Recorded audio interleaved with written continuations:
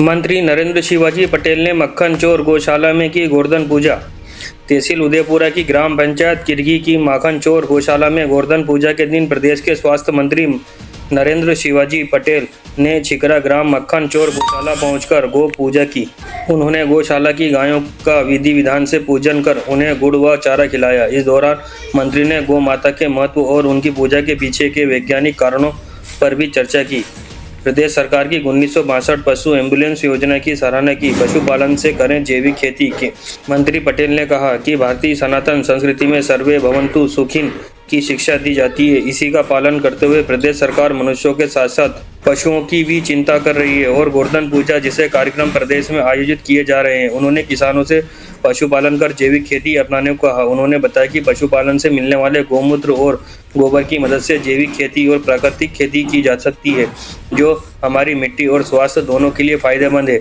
मंत्री पटेल ने मक्खन चोर गौशाला की व्यवस्थाओं को देखकर प्रसन्नता व्यक्त की। 135 एकड़ जमीन देने की भी घोषणा की, जिसमें 5000 से लेकर 10,000 गायों की गौशाला का निर्माण हो सके। इस दौरान केशव पटेल, ब्रज गोपाल लोया, मंडल अध्यक्ष अभिषेक श्रीवास्तव, सुरेंद्र सिंह राजपूत, धीरेन्द्र सिंह राजपूत, छोटेलाल धाकड़, संदीप सिंह राजपूत, मुन्ना बाबू लोधी, संजय बड़कुर, नीरज श्रीवास्तव, रमन भारद्वाज, रंजीत पटेल, आशीष धाकड़, सुरेश धाकड़ सहित विभिन्न विभागों के कर्मचारी, अधिकारी सहित नगर एवं ग्राम के गणमान्य नागरिक उपस्थित रहे एवं गौशाला के कर्मचारियों को श्रीफल, नारियल और मिठाई देकर मंत्री नरेंद्र शिवाजी पटेल ने सम्मान किया।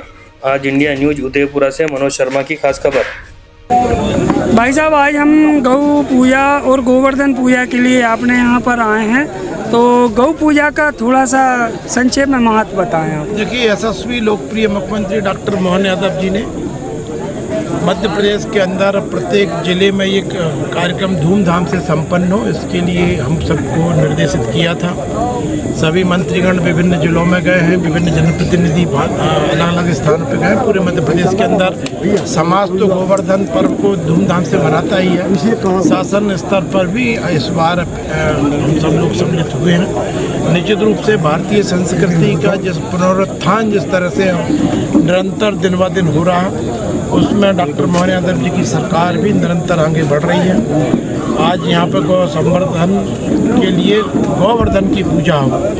गोवर्धन जिस तरह से श्री कृष्ण भगवान ने गोवर्धन पर्वत उठाया था, एक वो प्रतीक है। दूसरी ओर यदि गौ माता का संवर्धन होता है, जो हमारे पूर्वज सिखा गए, क्योंकि एक समय था कि समाज का हर परिवार गौ माता पर आधारित हमारी अनेकों व्यवस्थाएं रही हैं, तो निश्चित रूप से गौ माता के प्रति जो हमारे समाज का एक आदर का भाव है, उसी कृतज्ञता ज्ञापन करने का मैं समझता हूँ ये गोवर्धन का पर्व है। सड़क पर आए दिन दुर्घटनाओं में गायों की मौत हो रही है। कलेक्टर भी समय समय पर आदेश निकाल रहे हैं, मगर धरातल पर देखा जाए तो उसका वास्तविक पालन नहीं हो रहा। ये तो कहना उचित नहीं होगा कि पालन नहीं हो रहा, पालन लगातार हो रहा है, परंतु अभी और भी काम करने की आवश्यकता है। इस बात से मैं सहमत हूँ। इसी के लिए मध्य प्रदेश सरकार का प्रयास है कि बड़ी बड़ी गौशालाएँ खोली जाएँ। अभी हमने इसमें 5000 से जहाँ अधिक वंश रह सकते हैं ऐसी गौशालाओं के